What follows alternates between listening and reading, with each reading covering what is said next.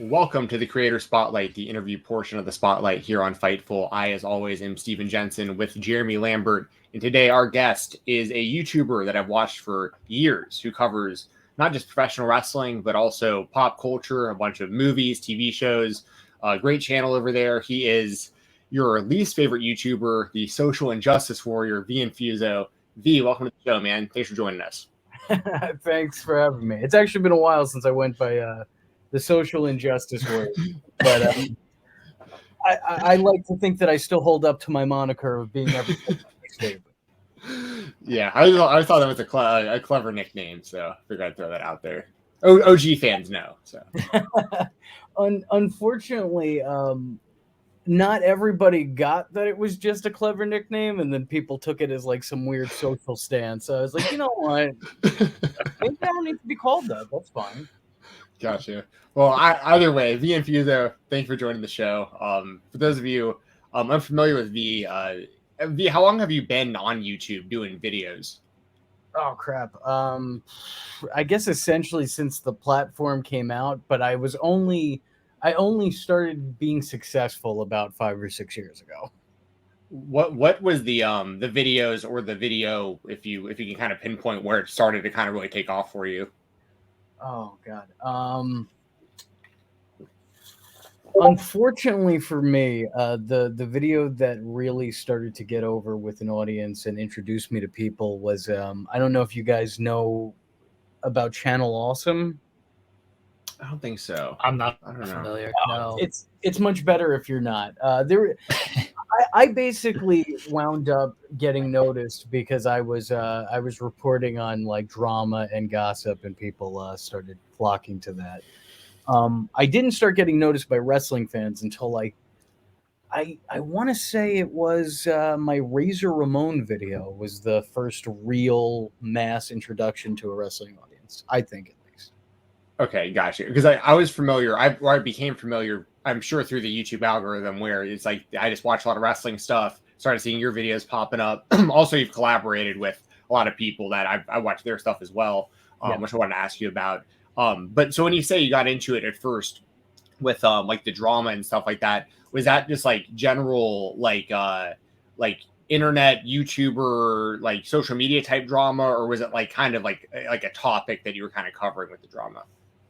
All right, so like the long story short would be that I was doing YouTube for a while, and I was doing like a whole bunch of things. I never expected to be successful. I was just trying to have a creative outlet. So like I just did a bunch of different things, and one day my friend pulled me aside and was like, "Listen, you're a really good talker. You should just talk things. Like just talk about things, just talk shit." And that's all you need to do. Just talk, like, review things or just speak.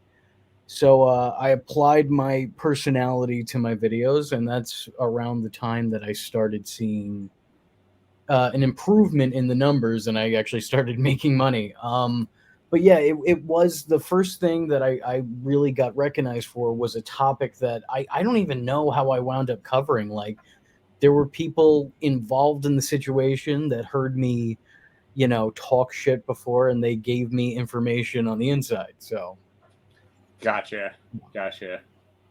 Interesting. My question is, why do you hate Batman? Oh, I love Batman. I noticed that a lot of the videos are Batman related, and some of them are like, hey, this is very good, and then now let me tell you why this Batman is awful. So where did the Batman stuff? I know we're supposed to talk about wrestling. Who cares? Where did the Batman stuff like come from, and how much have you sort of leaned into that? But I looked at a lot of your videos, and there's a lot of really cool stuff on here that I'd like to get into, but specifically Batman. Oh, thank you. I appreciate that. I've been a raging Batman fan. Like, I mean, Batman and wrestling I got into around the same time, which was like a little bit before kindergarten. So these have been like lifelong, like, fandoms that I've been a part of. Like I've a lot of love and passion for those things. I've loved Batman my whole life. I probably got into that character before I ever was introduced to wrestling at all. It took a couple of years for me to even talk about the character on the channel, but I am currently, recording this with you guys in my Batman inspired office. It's still getting put together. I wish I could show you, but like this is one half like shrine and one half office essentially. So now I am going to transition into a wrestling question, and you've done a video on this, but for those who have not seen the video, Joker Sting is, I think, one of the most underrated wrestling characters of all time, because we're so used to Sting as Crow, or before that Surfer Sting. Joker Sting kind of carried TNA for a little while. What were your thoughts on Joker Sting? You know what? I agree with that to a degree. Like, I know that it's outlandish and it was definitely not what we're used to, but what I really appreciated about Joker Sting is that he approached it with a similar energy that he approached like his early days in WCW with. Like when he spoke, like in his promos, there was like that cadence there that it was like high energy, and it was just very different from, I think, a lot of people were more used to like Sting being dark and, pseudo gothic, essentially. See, that was this thing that I grew up on, fell in love with When Is Halloween on the Surfer Sting. So I was happy to see that he brought energy back instead of, all right, stoic Crow Sting. I liked Sting with the energy, and I wish he'd do. He kind of has a little bit more energy in AEW nowadays. Is more than just being stoic, but I think Joker Sting was absolutely fantastic. Jensen, do you have thoughts on Joker Sting? At the time, it was strange, but like when you look back on it, I think it actually ages really well. To be honest, I'm with you guys. You know what the thing about it for me that really makes it is that it didn't have to be done. Like Sting was at a point in his career where he could go the rest of his life just doing what's worked for him, and nobody's gonna tell him, hey, you should try to switch it up. It's like, no, he's a nostalgia act. He could just do that, He went out of his way to try to spice things up and make it different and add a chapter to his career. I respect the hell out of him for that. And I think on some level it worked, but I also understand people who are like, I just didn't get Joker Sting. Like, why wasn't he the Crow? I totally get it. For sure. Well, hey, on the flip side, sometimes you try to change it up, and sometimes you try to, get some career longevity by, doing something different. You've covered someone who's done this a few times in their career. The Hulkster, Hollywood Hulk Hogan, and all the trials and tribulations. Hogan Knows Best. That was a thing that I was very entertained hearing you talk about. I followed the whole saga and then rewatched like when it was all together as one big video. Thank you. What? Oh, absolutely. What? I have so many questions about like how long it took you, like how many times you had to watch this stuff, and like how long did it take you to edit, like put together all this. For people who haven't seen this yet, y'all got to check this out. Vee has this whole saga on the Hogan Knows Best series, and I just think it's the best. I think you did the best job of breaking it down of anyone I've seen do it on YouTube. So, thank you. I appreciate that. I'm going to stop saying that sentence, but I do appreciate that. No, those videos took forever because I had to watch and rewatch, and they would just say such outlandish things at such a rapid speed. I have to keep pausing and go, wait, did he actually say that, or did I just imagine that he just said that? Like, did he actually just say those words, or did I just think that would be the most amazing thing that I could put in a video? And, I feel like I need to go back and rewatch Hogan Knows Best now because it's crazy. It's a very interesting watch with the power of like hindsight, right? Like when where the story goes and like where they're all at now, it's like, oh well, that's unfortunate. That's unfortunate. Probably a lot of stuff of like, oh yeah, that you see kind of what led this to this. Now the signs are there. We just all missed them because we were caught up in the wacky world of reality television. Well, I'll tell you, if you want to look for signs, like there was literally an episode where Nick Hogan is brought into a prison to watch this video about what happens when you reckless drive. Right. Oh my gosh. Wow, the foreshadowing there. That's amazing. And there's just a lot of moments like this. It's like, oh, it's almost like a time traveler made this, like as a warning. Oh yeah, it's weird because it's like hanging out with like Bubba and stuff, and you're just like, oh, this is all and so bad for everybody. Like everyone like involved in this, like, you know, I actually I met Brooke Hogan once, and she was super sweet. Like I want to say that, like she was like really really really nice. So I want to throw that out there. Like that's my only experience with the Hogan family at all was one short interaction with Brooke, but like, man, I was watching because I know like your channel, you have all these other videos like breaking down like, you know, Hulkamania and like the peak of that and like the NWO and all the members. And so it's like this, your channel is a very interesting career like retrospective on Hogan as well. So as like a big fan, obviously you were a big Hulkamaniac, a big wrestling fan as a kid. I've seen clips of you in some of these videos doing backyard wrestling. Yeah, can you speak kind of just more to like your fandom and also your thought process, like when you're making these videos, like it just got to be, I don't know, I guess kind of your whole thought process when you're making videos, like how are you deciding what you want to cover and that kind of stuff? You know what? I usually just cover whatever appeals to me. It's just sort of, you know, if I have an interesting take or like a lot of thought in, I put a lot of thought into something, whether it's positive or negative, you know, I think that it makes me want to put something out there.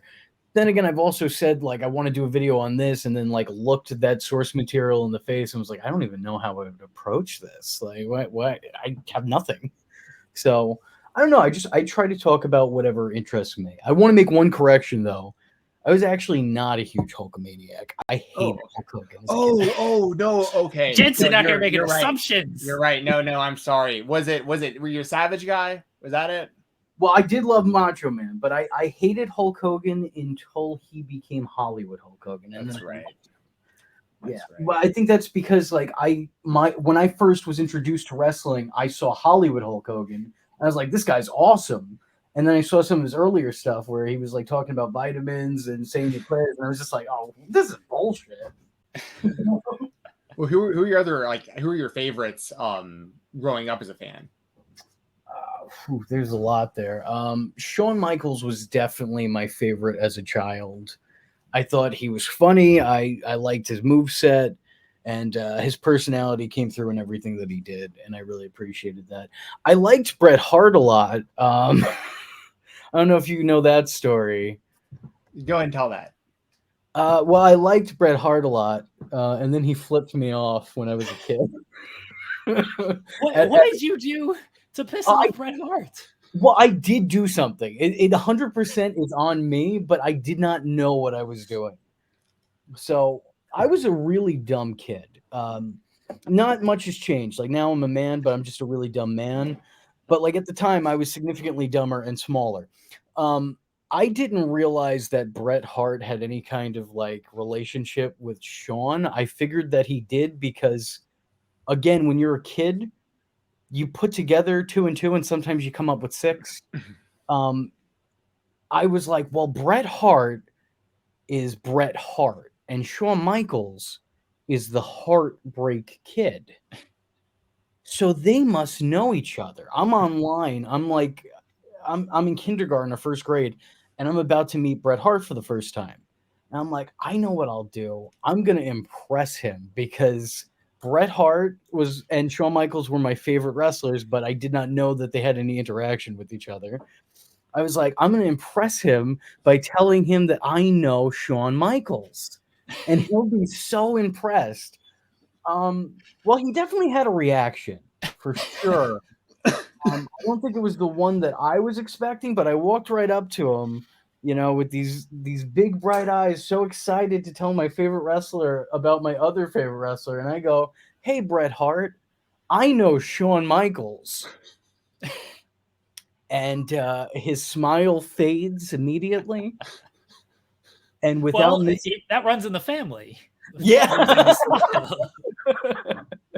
Well, Bret looks at me, and like, I swear to you, doesn't miss a beat. He just goes, yeah?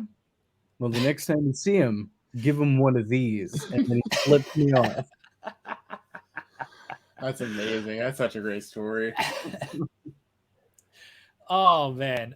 Bret Hart, you would think, I mean, I guess if you're bringing up Shawn Michaels at the time, you were bringing up Shawn Michaels. Yeah, you may have had that coming. V. It was poor timing. It was poor timing.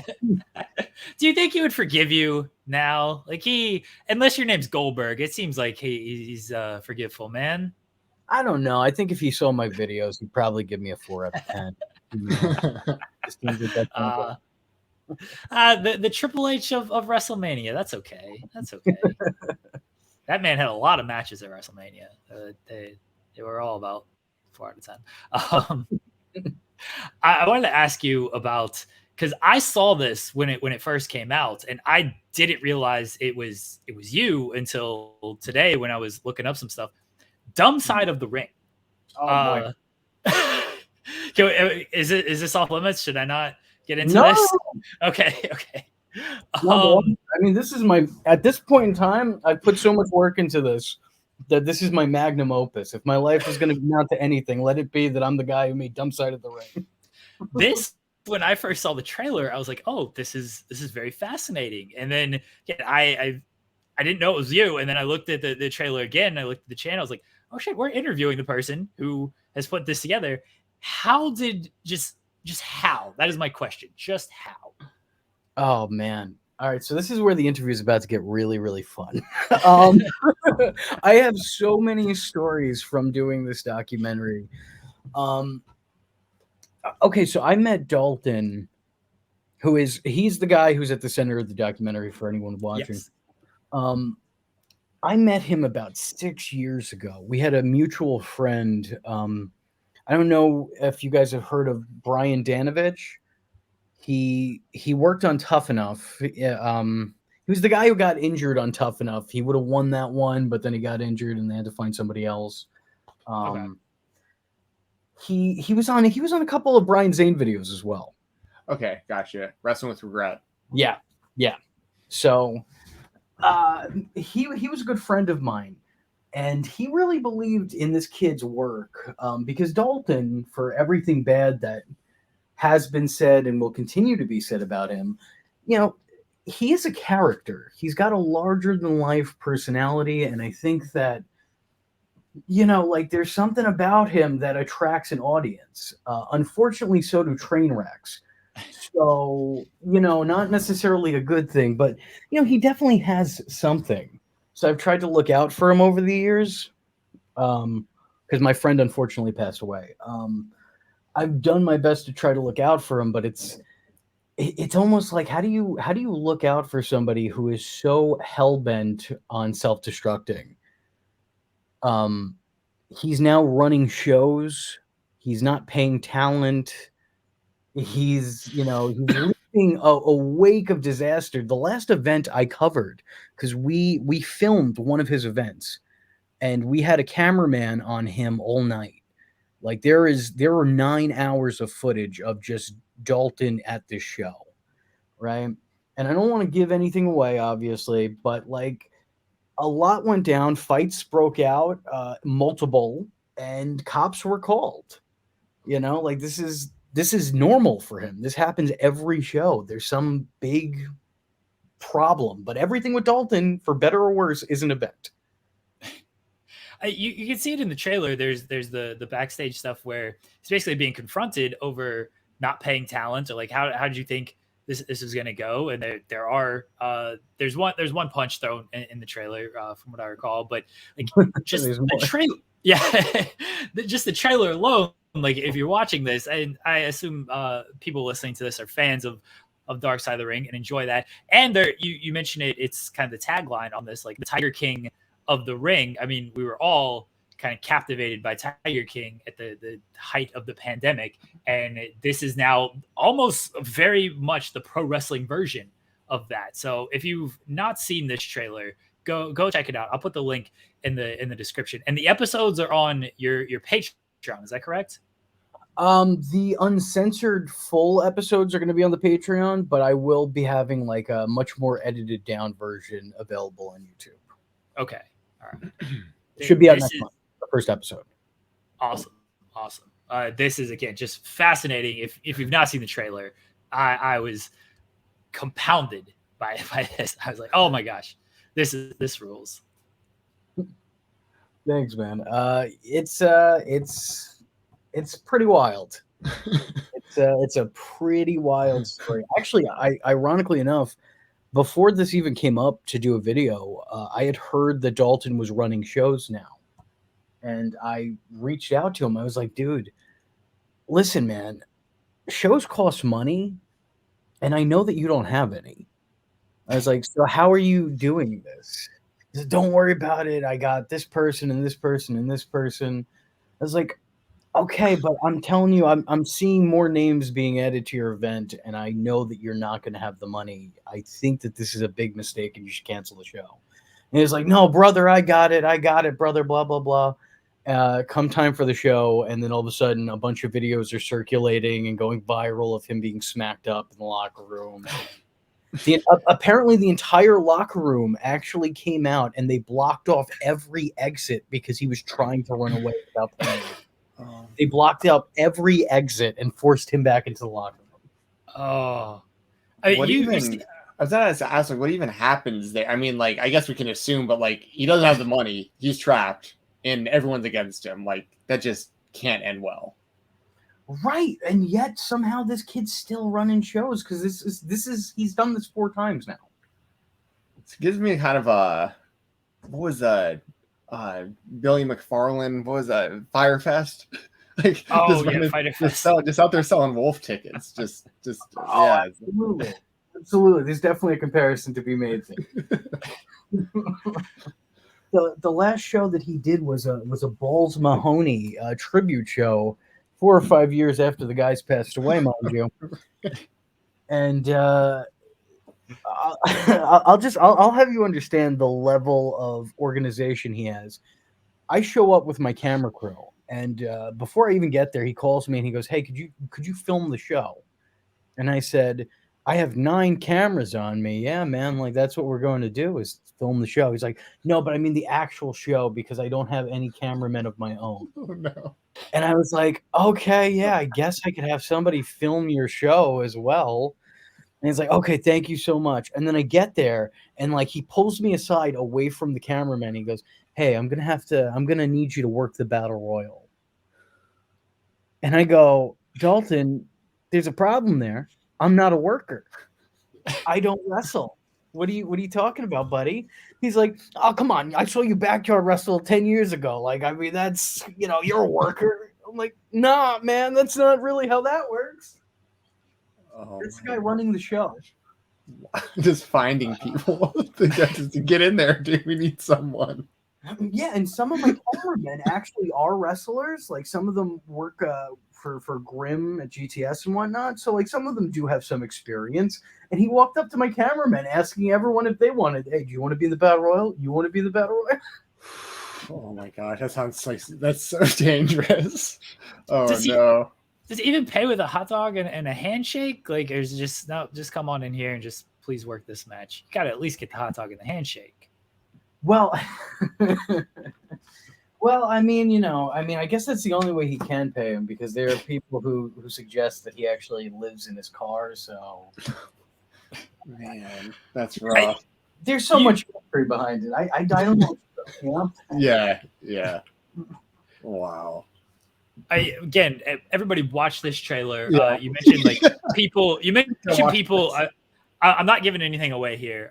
That's not in the trailer. But you mentioned people that like Brian Myers is there. And Boogeyman. He's booked all these people. Of like, yeah, these people probably cost a penny here, and doesn't seem like they're getting paid or anything. So very, very, very sad times. But everybody watched this. His last show, he had a bunch of names. He was promoting that James Ellsworth was going to be there, that Brian Kendrick was going to be there. There's a couple names. He was like, "These are major names. I'm a major promotion." A lot of people canceled because he also booked Teddy Hart to be there. Uh-huh. That is in the description in the trailer. He's like Teddy Hart's biggest fan now. Yes. So that's a life choice. To make. Wow. Hey, that's the real Tiger King of pro wrestling right there. Like actually breeding cats and living that dude. That is so. That's interesting company to have. and to be vouching for.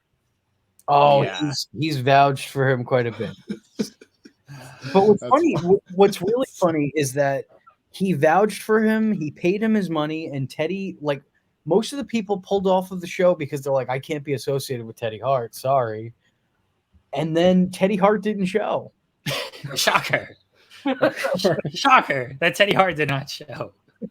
Oh my gosh, that's too funny. Hey, well, speaking, I'm gonna take a little bit of a turn here and ask for people who do show, people you've collaborated with. I wanted to ask you, your YouTube collaborations. You mentioned Brian Zane.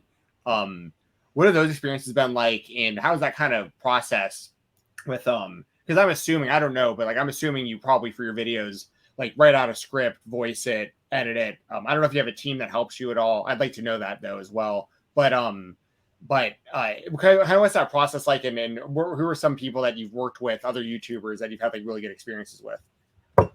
No, I don't have a team. It's all just like I'm the guy who writes it, edits it, records it. It's all just me. I guess my best experiences are probably with Brian. He was I think more than anything else, actually, the first big, I guess, spotlight to be put on my channel was when Brian agreed to come on it. And he did that with no, there was nothing in it for him. He's just a good dude. And he's helped me tremendously. He gets nothing out of appearing on my channel. You know what I mean? Like, there's nobody who sees my channel that doesn't see his. He strictly does it out of the kindness of his heart. And I think he's a really great individual. I love working with him. I think our personalities play off each other very well. And he came down here for a WrestleMania a couple years ago, the one that was in Jersey, and he invited me to hang out with him for the day. It was a good experience. He's a good dude. I like Brian a lot. Outside of him, probably Marky D. I like his channel a lot as well. Yeah, I love the Hawk. The Make the Hawk Talk. Yeah, it's always fun working with him because he's always up for a collaboration. Anytime he asks me, I feel like I've unfortunately blown him off a bunch of times, which I totally owe him a collaboration. He's really great, honestly, to work with. He's just a nice guy, and I like the end product. Out of everybody, those are probably two of my favorite people to work with in the wrestling atmosphere. I've talked to the OSW guys a bunch of times, and I did the ad break questionarium for them once. I wouldn't consider that necessarily working together, but like just generally speaking, they're very nice guys, and I enjoy having conversations with them. Yeah. So that's as if everyone wants to seek that content out as well, OSW reviews, y'all can try find that on YouTube as well. Marky D's channel is fantastic, especially if you're a fan, or whether you're a fan or just want knowledge of TNA wrestling's history specifically. Like, he has so many. His fandom is strange because like he doesn't watch. I don't know if he like watched WWE or he had like this big gap of where he didn't watch it or something, but he has like this like wealth of knowledge of like TNA and everything TNA adjacent, like Ring Ka King and everything. And he does this whole thing, this whole Ring of the Hawk gimmick and stuff. It'd be impossible for me to explain, but I would recommend checking him out as well. And then of course Brian Zane with Wrestling with Regret. So great company there as well for sure. Absolutely. Another thing I wanted to ask you about, just this is one out of left field because I didn't want to forget to ask and bring this up. This is not wrestling related, but my favorite television show of all time is It's Always Sunny in Philadelphia. And you have made some Always Sunny videos. What are some of your favorite episodes of Always Sunny, and do you have any intention of making more Always Sunny content? It's Always Sunny is one of my all-time favorite shows. So I'm 100% there with you. I would love to make more It's Always Sunny content. It's whatever there's a demand for. So as long as people are tuning in when I make those videos, then I will continue to make them. I love that show. I don't know, outside of like SpongeBob SquarePants, I don't know that there's a more quoted show in my group of friends. I think that show gets brought up quite often. Favorite episodes? That's kind of tough. I think almost all of them are great. There's very few stinkers, but it's such a blatant, like everyone uses this, but I think the Nightman Cometh definitely has to be somewhere in the top 5. It's too great, and every time I think of the show, that's exactly where my mind goes. It's that episode. Yeah, that's right around the time I got into the show. I was in college at the time, so it was perfect timing. Like me and my buddies, we'd get drunk or whatever, and like it'd come on FX, and we'd be like, "What's this show?" And I think the first episode I saw was it was the episode where Sinbad and Rob Thomas are in like the insane asylum. Yeah. And I was a big Matchbox 20 fan and a big Sinbad fan. So I'm like, wait, these guys are on the show? I was so confused. And I just thought it was the funniest thing. And then the Nightman Cometh, I got my brother to watch that episode, and he was all in on the show ever since. So that's his favorite episode also. I love those early seasons, like the fake Donovan McNabb and that guy like showing up throughout the series and stuff, like as Tiger Woods and Don Cheadle and all this stuff, man. I could talk to you about Always Sunny for the next 2 hours straight, but I think it's great that you make content and you have Frank Reynolds inspired videos on your channel, which I think is awesome. Yeah, the Nightman Cometh really is like that. That's like the introductory episode to like a lot of fans. Like that's the episode you put on if you want to get your friends invested in the show. That's what was done with me. I was shown that episode and I was all in, and then that's the same thing I do to everyone else who hasn't seen it. It's I have a similar thing with wrestling. Anytime I want to get somebody interested in wrestling, somebody who hates wrestling, I show them Undertaker versus Mankind, King of the Ring, and it works every time. That's a good hook. Then people are like, wait, that's like starting someone at 100, and then if they stick around, that's awesome, because there's not a lot that's going to be like that. To follow that match is difficult if you're like a new fan. Yeah, like maybe when I show people like wrestling for the first time, I usually show them like a couple of really big matches. It's 100% that and the 2 TLCs. That's like the first 2. I always show those. I can't imagine showing somebody Undertaker versus Mankind in Hell in a Cell and then being like, hey, let's watch this Ted DiBiase Jr. match from 2011. This is going to be great. Yeah, that's not gonna hook anybody. I always try to show like what's on now. This is what you're gonna be watching, so you may as well just get used to it when it comes to wrestling. If you start with Undertaker and Mankind and you go in expecting that, and then you just watch like a generic episode of Raw, it's like, why are they holding a headlock for 10 minutes here? This ain't working for me. You gotta start on AEW now. That's the key. Just like, all right, just watch like Danielson and Hangman and Omega and that stuff like right off the bat. And if you like that, stick with it. You'll get a lot of that on AEW. You'll get that occasionally on WWE. If you really like the stories, WWE might be for you. If you like the American roller coaster, Cody Rhodes, who's about to win the world title, who might have won the world title by the time y'all hear this interview, depending on when it airs.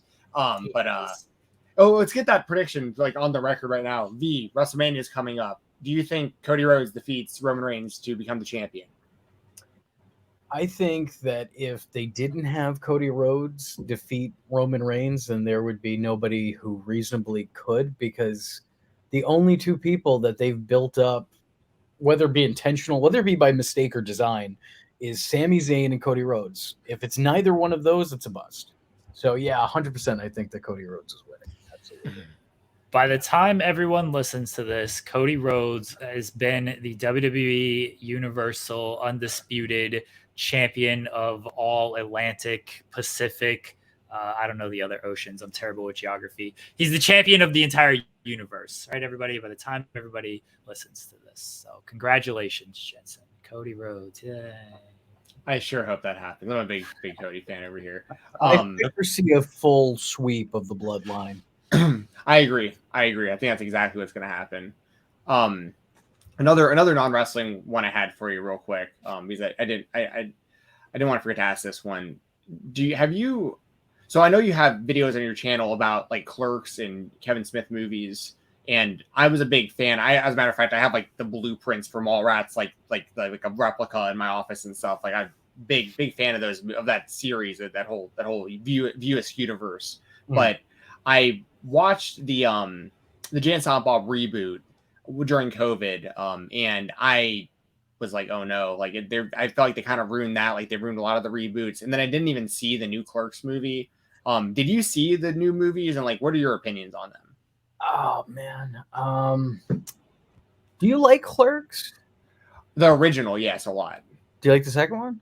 I not as much, but I thought it was all right. I could rewatch it, but like Clerks, I've seen many times. The original, but you would say like you have an overall like good fondness of that series. You have good memories of it. Yeah, I mean, I was really deep in. I watched the animated series as well and stuff. So yeah, don't watch the third one.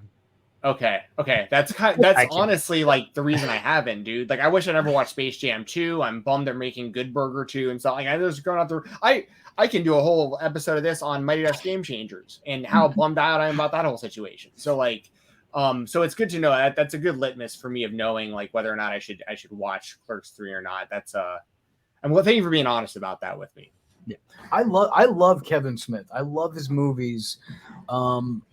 Clerks 3 was one of the biggest disappointments I've ever had in a movie experience in my life, like ever.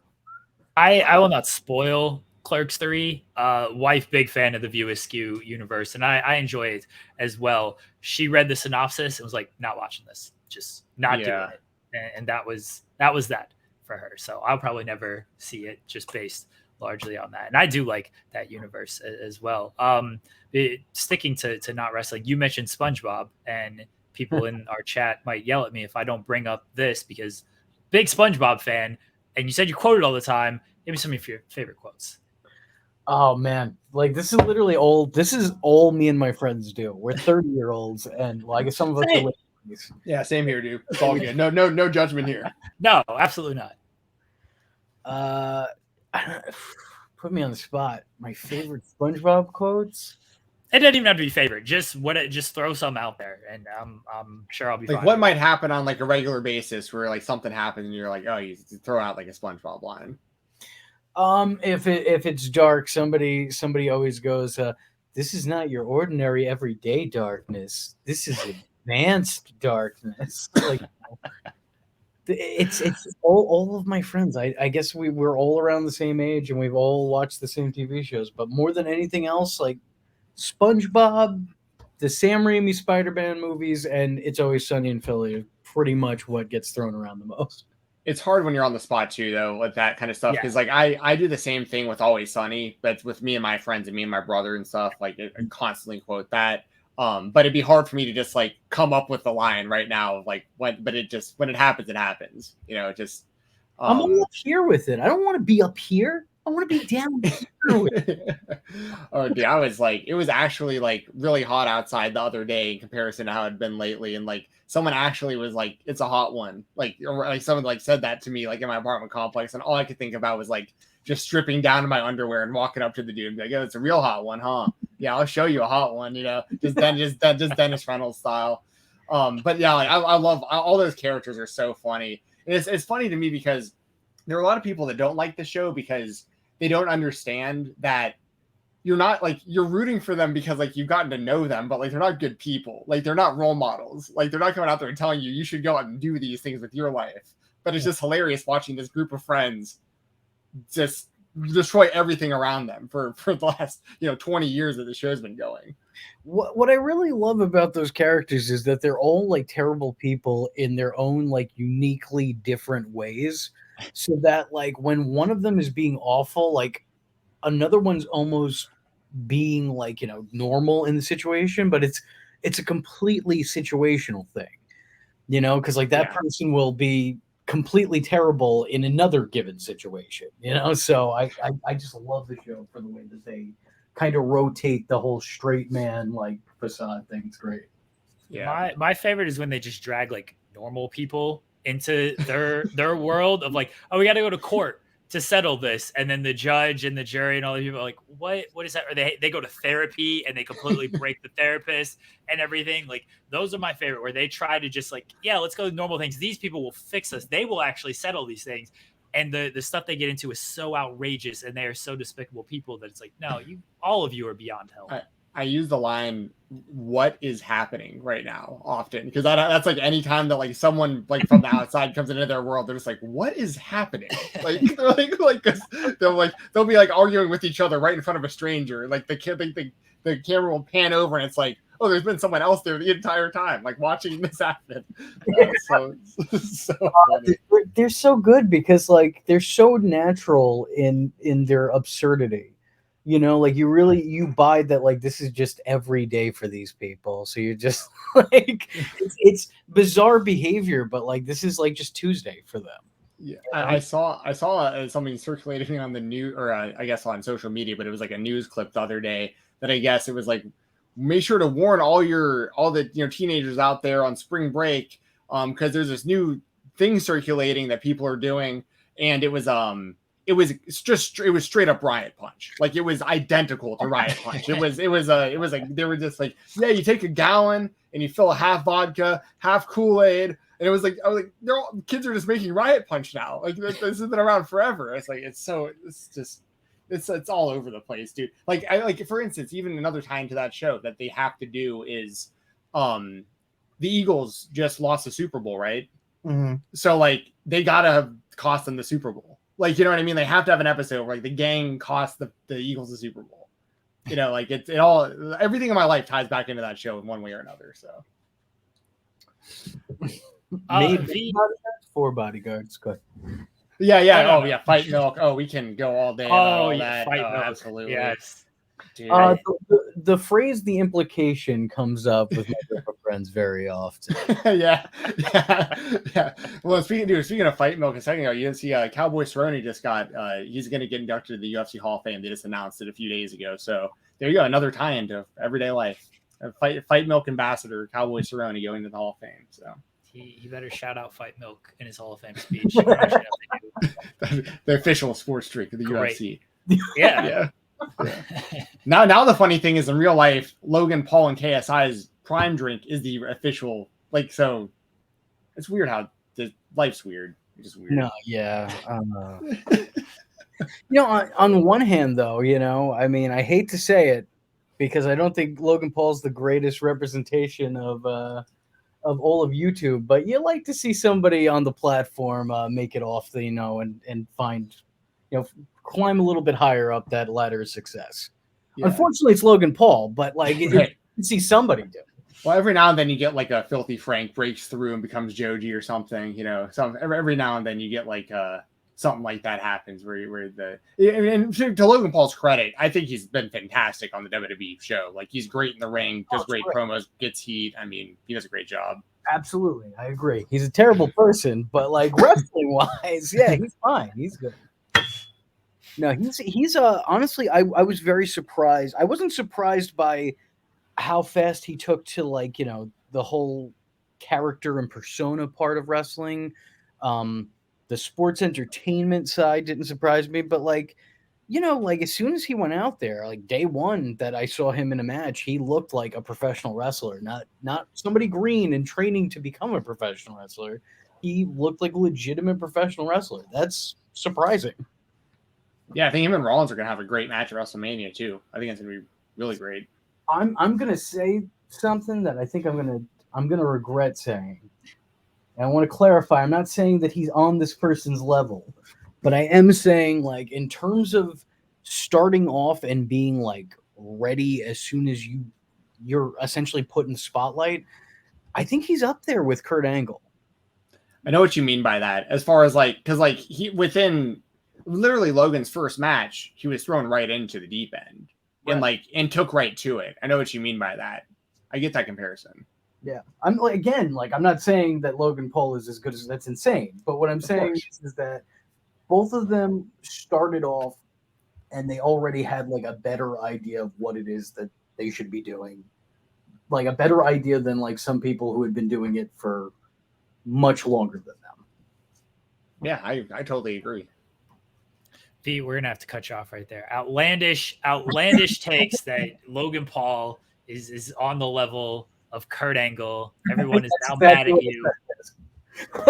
Hey, Hey, so we're getting the weirdest stuff in some of our interviews lately, like these headlines that'll come out of this kind of stuff. We won't troll too much about you comparing Logan Paul to Kurt Angle. We won't mislead anybody.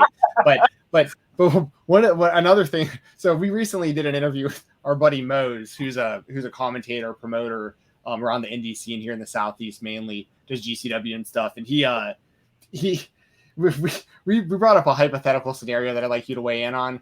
Who do you think would win an actual street fight? Okay, this is a real fight, no bias, like actual street fight between no rules, no limits, no time limits, right? Cody Rhodes versus Eddie Kingston in an actual fight. I'm sorry, in an actual fight? Yeah, in an actual fight, Cody Rhodes versus Eddie Kingston. All right, this is very important. If we're talking a street fight, what street is this happening on? This is happening on neutral territory, on like on as they say in Always Sunny. It'll be regulation, like concrete, like it'll be regulation. Yeah, it'll be regulation. So, yeah, just a random neighborhood. No one knows no one knows the territory any better than the others. There's no one who's going to help. It's just straight up. We'll say this. It's happening. It's happening on a soccer field. Well, see, okay, I think you'll appreciate this answer then. I'm gonna have to go with Eddie because Cody just works on his glamour muscles. Okay, I disagree because I go Cody, but I appreciate the joke there. He works on his glamour muscles. He's like Rex a little bit. No, Eddie just has like a. I don't know what it is. It's like a vibe. Like that's just a dude who. I'm not a very scared man, but like if I'm crossing the street and he's on that side of the street, I might walk the other way. Yeah, I absolutely no. I would never in a million years. This is a hypothetical, just absolute joke of a question. Like we love Eddie Kingston on this show. So when we finally interview Eddie Kingston, that's the first question we're asking him: is do you think you could beat Cody Rhodes in a street fight? And I hope he answers truthfully. That was a good answer, by the way, V. That was a truthful answer that Eddie Kingston beat. Eddie Kingston's one of my favorite. I mean, so is Cody, but that's fair. Although he wasn't mean to me on Twitter, so wait, who's mean to you on Twitter? I had like a little tiff with Cody, like I think like 2 years ago or something. What are you doing, pissing off Bret Hart? And now Cody Rhodes, Canadian and American heroes here. I'm a generational troll. I'm just looking to the best of the best, No, I think somebody was talking about how Cody Rhodes is his act, like that's the name on his driver's license. And all I said was, I don't see how it could be unless he changed his name, which he did. Right. And then I think he wrote back to me. He's like, oh, I didn't think that I would have to continue to address this with like an eye roll emoji. And I was like, oh, I mean, I wasn't asking you to. I just didn't know you changed your name, bro. I love Cody's one of my favorite wrestlers. I've been a fan of him since before he was wrestling. I remember being a kid and listening to him and his father's Hall of Fame speech. And I was like, wow, this guy's very articulate. Like, I liked him back then. He wasn't even wrestling yet. Yeah. But I unfortunately did not. I haven't been keeping up with all things Cody, so I understand what I did wrong. No, all good. I've been a long time fan of his as well. Me and him. I talked about it so much on the show. People get annoyed by it, I'm sure. But like, I went to high school with him, just so random that like we were on the same high school wrestling team back in the day. He's 2 years older than I am, so like I saw him like win multiple state championships in high school, and then like followed the whole journey from like OVW through everything through now. So it's cool that you've had like you remember him before he blew up too, like because a lot of people like that first WWE run, a lot of people didn't see a lot in him. So like the OG fans are like, man, they could be doing more with this guy. And then I'm just glad to see him finally, looks like it's finally working out for him. And I mean, if he doesn't win the world title at WrestleMania, like what are we doing here? They don't have a better opportunity than they do right now to make it make sense to take it off Roman. So yeah, there's no bigger star right now. Like there's literally like I said, I feel the only two options that WWE set up was Sami Zayn, which I don't know if the way that he's been depicted all these months is the greatest introduction for a new champion. or Cody Rhodes, who, has been pretty much, I mean, not to the same extent, but I remember hearing in WCW, I remember a lot of, because I've read a lot of like these wrestlers' books and shit. I remember, I think it was Jericho said he felt like the red carpet was being rolled out for Hogan, right? It's very much the same with Cody in WWE. He came back and they immediately put him into a feud with one of their top stars. I mean, he re-entered WWE a much bigger star than he did when he left.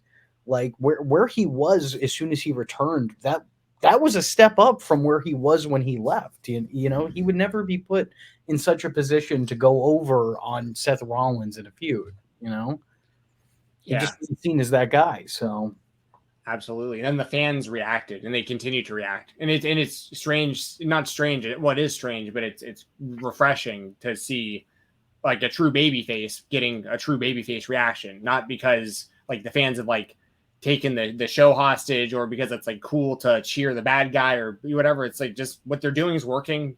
Roll with it. I think it's pretty simple. Yeah. But once again, by the time y'all hear this, he's already the champion, which is awesome. So, that's, very, very happy right now about that.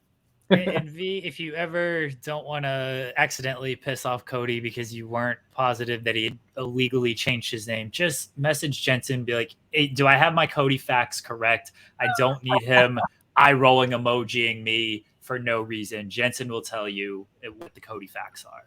Yeah, I got you, V. You got to supply me with the Mattitude facts. Yeah. Oh yeah, V1. V, thank you for joining us. Let everybody know where they can find you at. Well, thank you for having me. If for some odd reason you wanted to watch me and my terrible content, go to youtube.com/Vee Infuso. And hopefully that dumb side of the ring, I should have the first episode up next month. Oh, nice. Very much look forward to that, guys. All the links are in the description below. You can go to the link tree and check everything out. You can go to the YouTube channel and check everything out. Doesn't do just wrestling videos. A lot of, if you're nostalgia fans like Jensen and myself, I saw a video on George Lopez, which I think is a very underrated show. I saw a video on Flavor of Love, which my exact, like right up my alley when it comes to trash reality television. Love that show. So a lot of content that I think a lot of our fans will enjoy outside of wrestling as well. So go check that out. And thank you again for joining us here tonight. We really appreciate it. Go support V. Go check out the channel. Go follow him on Twitter if you would like to do that. Guys, thank you for joining us. We'll be right back here on the spot.